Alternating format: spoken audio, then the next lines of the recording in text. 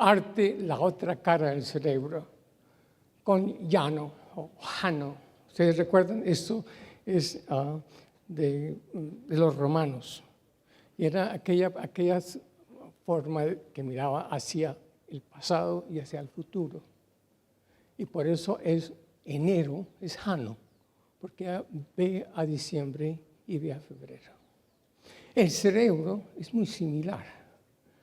Tenemos una mitad que tiene ciertas propiedades y la otra mitad que tiene las otras propiedades. Como decíamos, el cerebro izquierdo habla, escribe, entiende el lenguaje.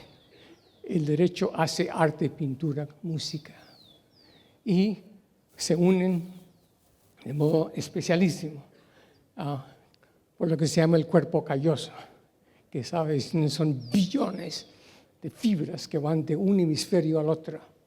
Entonces se convierten en una unidad, donde la lógica y la parte emocional se juntan en un estado funcional. ¿Qué es el arte?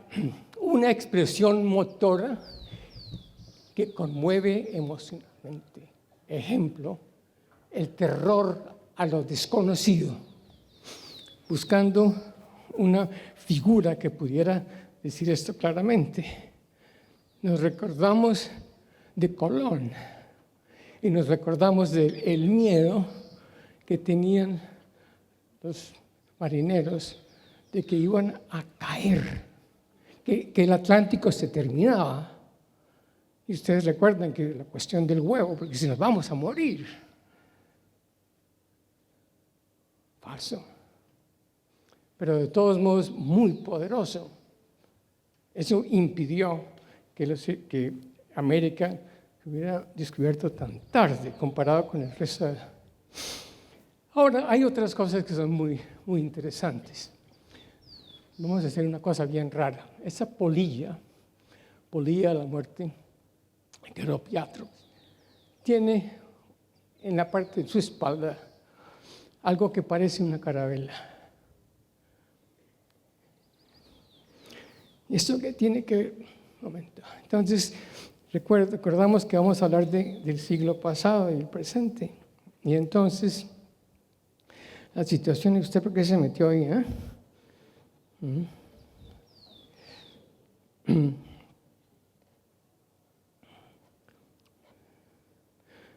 ¿Cómo molesta este computador? ¡Qué horror! Bueno, una de las personas que todos queremos de hace mucho tiempo, Salvador Dalí y Coco Chanel. Estamos hablando del siglo pasado, estamos hablando de la gente, el tipo de gente que cambió de modo profundo los aspectos del arte que hoy gozamos. Y si damos un par de pasos, encontramos unas cosas rarísimas. Pongamos en la película fantástica El silencio de los corderos, de John Demme, con Jodie Foster, encontramos la polilla de la muerte. Pero si miramos con cuidado, la carabela es un poco diferente. ¿Y de dónde sale esa calavera? Miramos con más cuidado, la calavera rara. ¿Y quién es?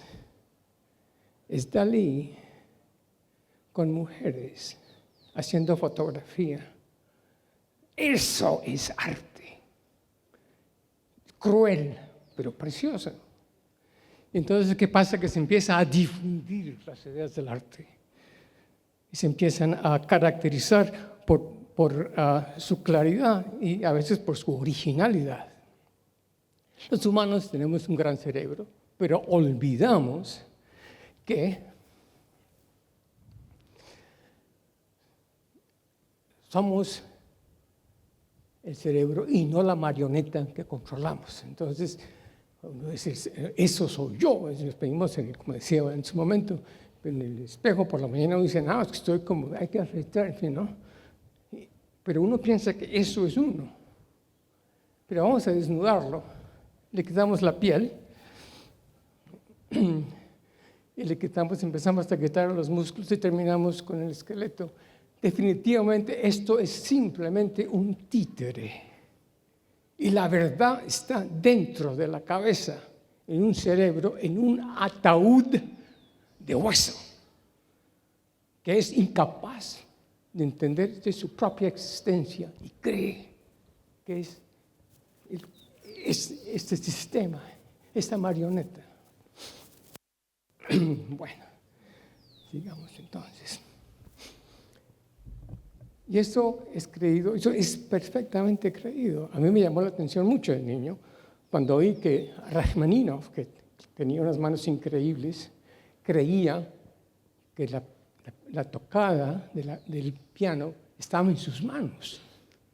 A tal punto que ustedes saben, quiso que les cortaran las manos cuando se murió y que las tuvieran, porque ahí estaba el arte. Que claro, no es verdad.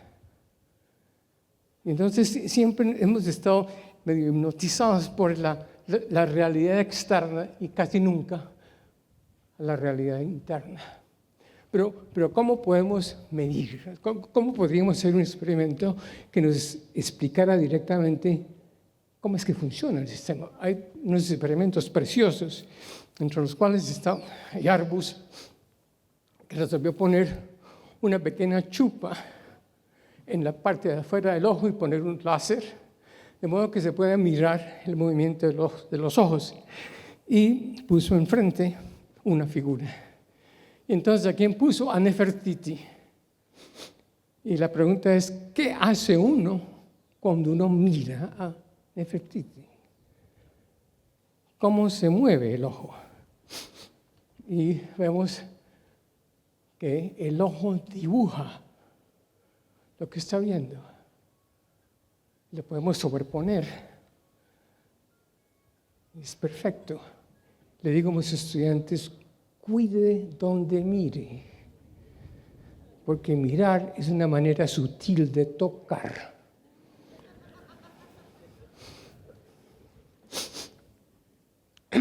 El terror cambia de nuevo la percepción del mundo. Aquí va su vaquero lleno de oro y teme a las pieles rojas. Y empiezan a aparecer uno aquí, y otro allá, y otro aquí, y otro aquí, y otro aquí, y otro aquí, y otro aquí, y otro aquí.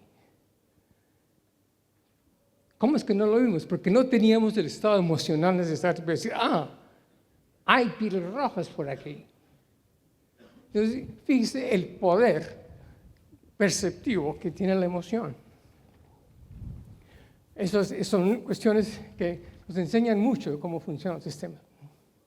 Bueno, y la teoría neuronal, cómo funciona el cerebro, ¿a quién se la debe? A otro hispanoparlante que se llamaba Santiago Ramón y Cajal. Español, aquellos. ¿No? Se le cayó un poco el pelo, pero en fin. Encontró la reacción negra y encontró y demostró que todas las formas multicelulares tienen cerebro, más o menos complejos. Esa es la lombriz de tierra y encontró que hay axones y hay sinapsis, en fin, muy similar a lo que ocurre en animales un poco más evolucionados, pongamos el lobo óptico de un reptil. Lo mismo, neuronas y conexiones sinápticas. Y en nuestro caso, la médula espinal, el mismo tipo de elemento. Somos una evolución, no solamente somática, sino del sistema nervioso.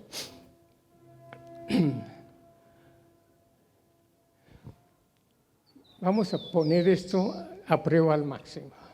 Esa es una preciosa mosca, no hay nada que decir. Que tiene un ojote, la cosa más increíble.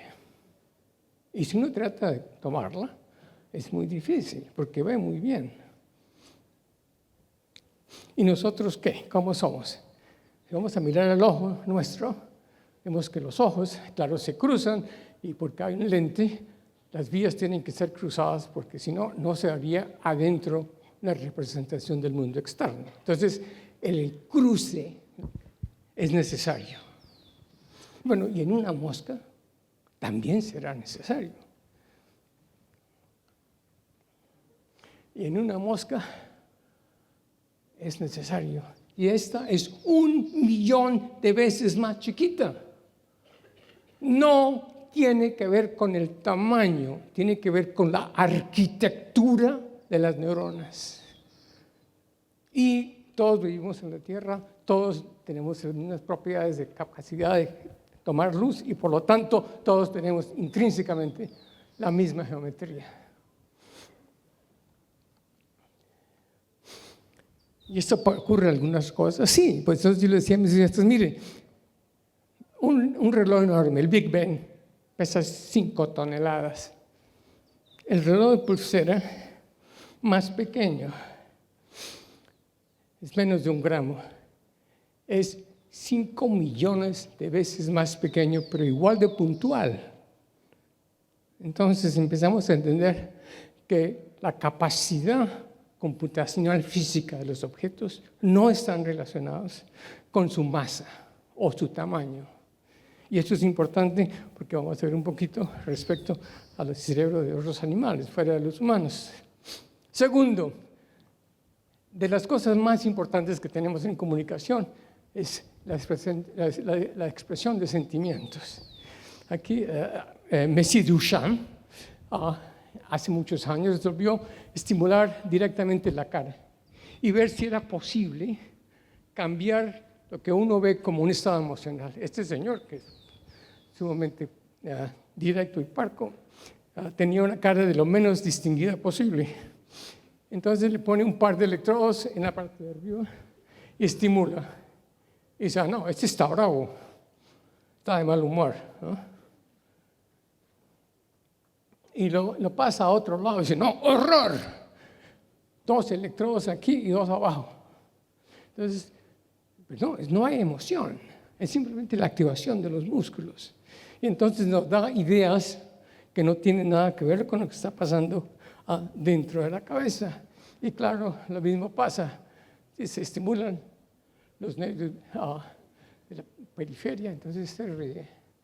Entonces, fíjese cuán simple y cuán extraño es que algo tan sumamente poderoso como las sensaciones emocionales que dan la cara son simplemente contracciones musculares. Pero hay que verlo para que uno realmente entienda de qué se trata la situación. Ahora, hay otras cosas sumamente interesantes, como esta, pongamos, que son una persona tocando saxofón o una mujer. Entonces tenemos aquí a la derecha un ojo y aquí al otro es una mujer. Y esta, claro, saxofón. Es la misma estructura visual. Y lo que estamos haciendo es cambiándole el valor intrínseco. Y vemos 2 cosas. Y podemos ir de la una a la otra rápidamente. ¿Cómo es que está pasando eso? Y está pasando porque resulta que la visión siempre es la misma, pero la interpretación es diferente. Entonces, 2 cuestiones. La entrada sensorial y lo que hacemos con ella, como 2 cosas diferentes. Les pregunto, les voy a hacer una pregunta. ¿Esta bailarina está rotando hacia la izquierda o hacia la derecha? A la derecha, ¿quién ve? Y a la izquierda.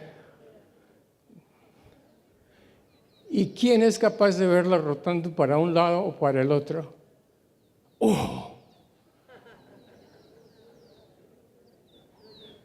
Me han dejado, esta es la primera vez en mi vida. No, pues no, esto que les voy a decir es serio. No, la mayoría de la gente no es capaz de ver en una dirección o la otra. Para poder hacer eso, se requiere un cociente de inteligencia de por lo menos 120. No es mentira, es verdad. Ustedes realmente están bien cerebrados, con gracia. No, enhorabuena, nunca había visto algo así. Posiblemente la espera fue el problema. Es un grupo de neuronas interconectadas, eso es todo lo que hay adentro. Entonces, todo lo que somos es la estructura funcional que generan las neuronas dentro de la cabeza. Y entonces, ¿cómo es aquello? el cerebro, si uno lo mira bien coloreado, es de una belleza increíble. Mire. Esos son todos los cuerpos de las neuronas. Y todas las dendritas, que son las arborizaciones que utilizan para comunicarse. Y eso se puede estudiar y se puede cuantificar. Y entonces entiende uno que esta anatomía, estas cosas generan el pensamiento y generan la emoción. Y aquello es absolutamente fantástico. Es decir, una cosa que si uno hubiera dicho hace 200 años, posiblemente lo cuelgan o lo matan o ambas. Claro, hoy con computadores se pueden hacer demostraciones muy perfectas de exactamente cómo es la integración neuronal, cómo es posible que un cierto número de sinapsis produzcan un potencial de acción, en fin. ¿Para qué sirve esto? Sirve para poder sacar los principios de computación cerebral y ponerlos en máquinas y tratar de entender un poco cómo es que funciona el sistema. Y esta es una sinapsis, pero en fin, paremos y sigamos. ¿Cómo examinar la función cerebral en un ser humano? La magnetoencefalografía. Esta es una técnica que empieza a desarrollarse. Nosotros tenemos un sistema que es precioso, que permite poner una persona se sienta aquí y esta silla sube y tenemos este sistema que es un gran termo donde hay bobinas a una temperatura de 2 o 3 grados por encima del cero absoluto, que son superconductivas, que son capaces de ver campos magnéticos generados por la actividad cerebral. Entonces, puede uno ver la superficie o puede ver la parte interna del cerebro. Yo quería, cuando empezamos a utilizar ese instrumento, yo quería saber, si estaba muerto por saber, ¿qué es un sueño? ¿Se puede ver un sueño? ¿Existe como una realidad física? Y si existe como una realidad física, ¿dónde está? Entonces se hizo el experimento, que ha tenido mucho conocimiento, en fin. Un sueño, densidad de corriente, 40 Hz, esa es la velocidad a la cual se generan los estados conscientes. Ese es el cerebro, la localización en el cerebro de una persona que está despierta. De nuevo, se ve la corteza frontal, la corteza de asociación, desde el punto de vista afectivo, la corteza que genera la relación entre visión y audición y el lenguaje. Todo se ve muy claramente. ¿Y qué pasa cuando soñamos? Fantástico. Para mí, yo sueño en colores, ¿no? Y veo sin ojos. Y las cosas ocurren, como ocurren en el mundo externo, pero generadas internamente. Entonces, esto fue la primera demostración de cómo es la actividad cerebral durante un sueño con imágenes. Entonces, ¿qué dice? Que no se ve con la corteza visual. Esta parte simplemente nos dice que hay una actividad emocional grande, que hay unas imágenes motoras, auditivas y de localización.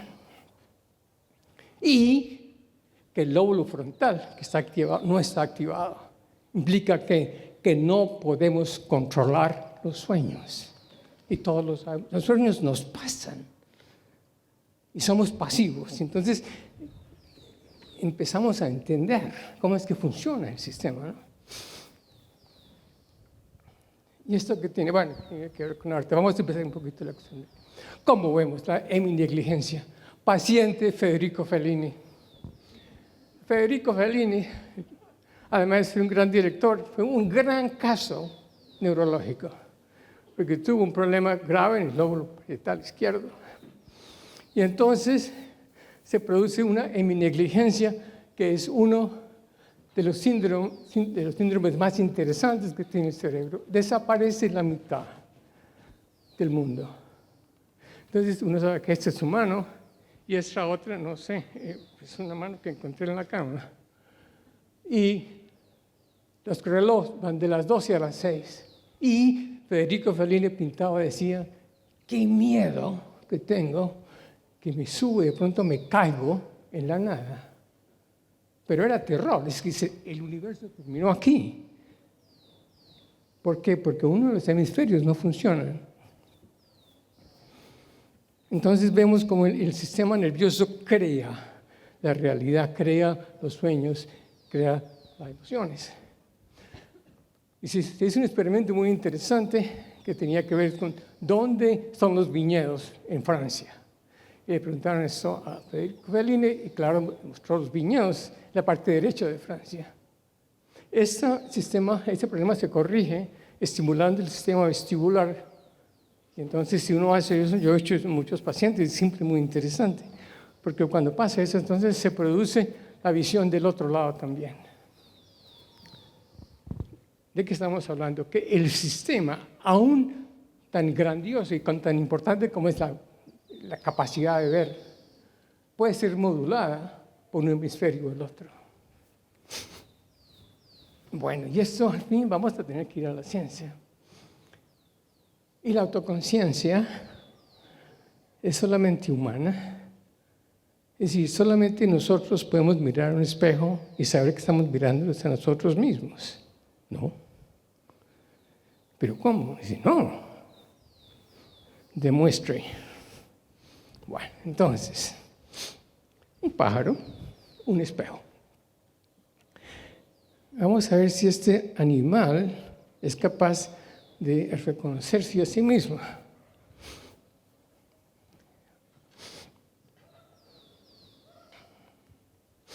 Bueno, está caminando y dice quién es, mira de la otra parte, me quiero salir de aquí, así, sí, hoy estoy bien, ¿no? Pero sí se está mirando él o usted cree que es otro pájaro. Entonces, ¿cómo hacemos para esta inteligencia en un animal tan primitivo como es un pájaro, ¿no? Le ponemos un punto amarillo en un sitio donde no lo pueda ver. Y le pedimos que de modo que se pueda mirar en el espejo. Entonces, ¿qué pasa?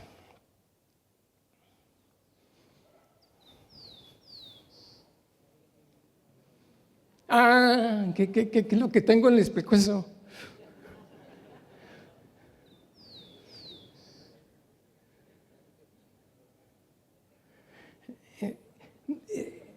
Sabe que esto no debe estar ahí, ¿no? Y si no, qué horror, no, todavía está ahí, pues no.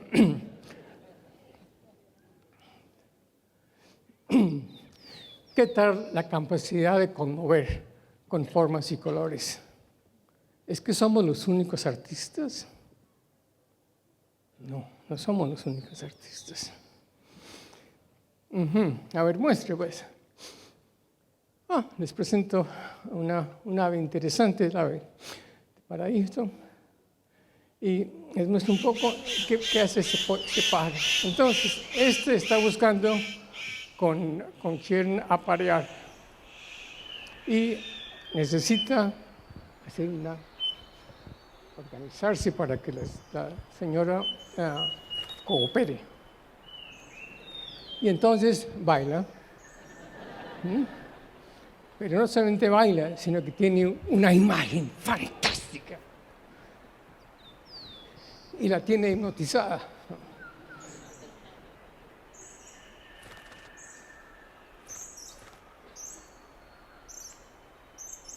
Ya casi. Entonces, una vez más y ahora de aquí en adelante sí voy a quitarlo porque aquí hay niños y cosas de eso, no.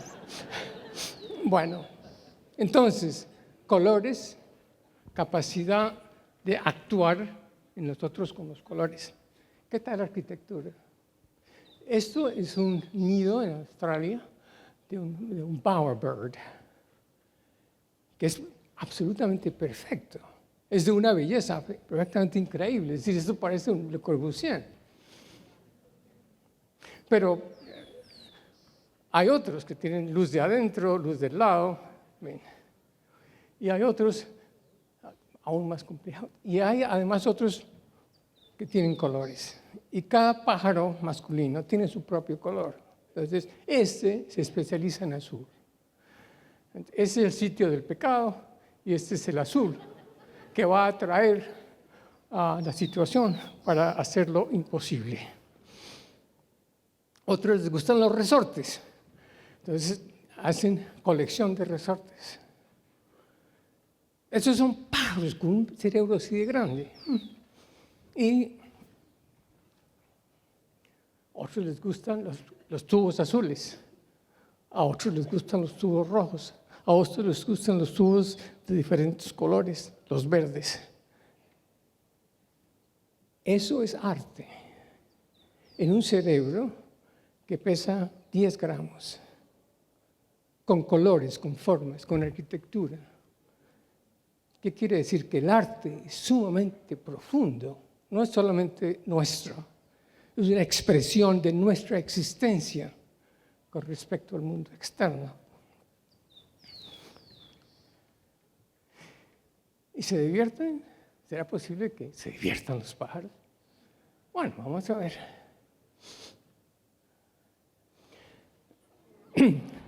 Este pájaro resolvió inventar un pequeño sistema para jugar en la nieve. Aprendió rápidamente que hay sitios donde puede y hay sitios donde no puede. Eso lo inventó ese pájaro. ¡Ah! ¿No es precioso? Es perfectamente increíble. Es un animalito con un cerebro así de grande, ¿no? Y tiene cuestiones que son para nosotros totalmente interesantes e inteligibles. Este pájaro simplemente resolvió que este era el día de fiesta. Y si se ven así, y si se ven a sí mismos. Bueno, ¿qué tal un pulpo? ¿Será posible que se vea a sí mismo? Vamos a ver. Este pulpo estaba escondido. Entonces ahí lo vemos escapando porque se dio cuenta que lo habían visto. En fin, trata de hacer otra cosa. Pero miremos de nuevo qué fue lo que hizo este pulpo. Entonces regresamos en un minuto, slow motion, y tenemos en la dirección opuesta. Aquí está el ojo. Y el ojo se ve a sí mismo y se organiza de tal modo que se convierte en algo dificilísimo de separar del mundo externo. Esto es demostración de no solamente la capacidad de ver, sino la capacidad de entender que está imposible de ver porque no se ve a sí mismo, digamos, ¿no? Bueno, hace más de 4.000 años comenzabas a pintar, mucho antes la invención de la escritura, y apareció en Altamira, en Lascaux y muchas otras situaciones. Y las pinturas, como ustedes saben, son perfectamente preciosas. Ustedes recuerdan, la gente simplemente se sentaba y pintaba en la pared. Yo en Roscos tuve la fortuna de ir alguna vez en España a ver una de esas cosas y conseguí que la gente importante y los políticos me dejaran entrar. Entonces entré con una persona y una luz de fuego, ¿no? Y entonces entendí por primera vez que no solamente esta gente pintaba, sino pintaba de tal forma que si uno utiliza fuego y lo mueve, las cosas se mueven, porque están hechos no en un plano, sino están utilizando las asperezas de la piedra para hacer la forma. Entonces la capacidad de mirar el animal de modo diferente, dependiente de la localización, está presente. Es decir, el cine está presente, ¿no? Y ven, un arte que diríamos es precioso, es modernísimo. Es un caballo de Lascaux, que es de las cosas más vistosas que se ha visto. Bueno, fíjese, esos son los toros es decir, ¿qué pasa? Que va a Picasso, como les contaba, a Lascaux, y entra y ve y sale y dice, bueno, esos son sus toros, fíjense. Picasso saliendo, he inventado nada. Y finalmente, este arte y esta tecnología, ¿a dónde va?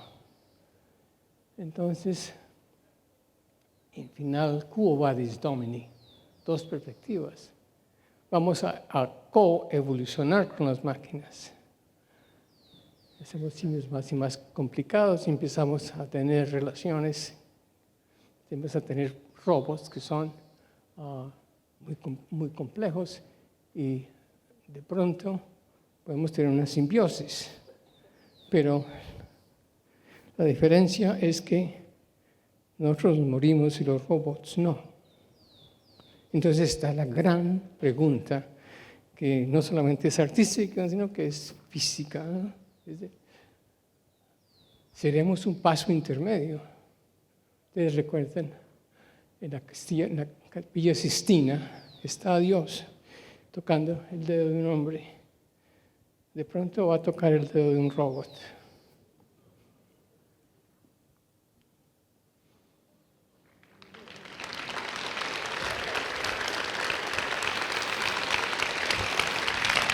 Gracias por estar, por consufrir y ojalá les haya gustado.